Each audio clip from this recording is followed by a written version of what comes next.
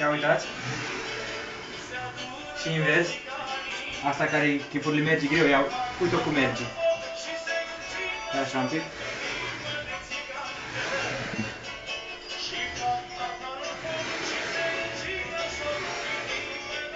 Gata, s-a văzut, nu?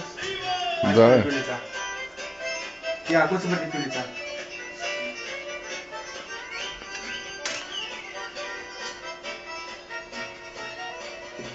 Șurubul fără... Dacă oprești leacă.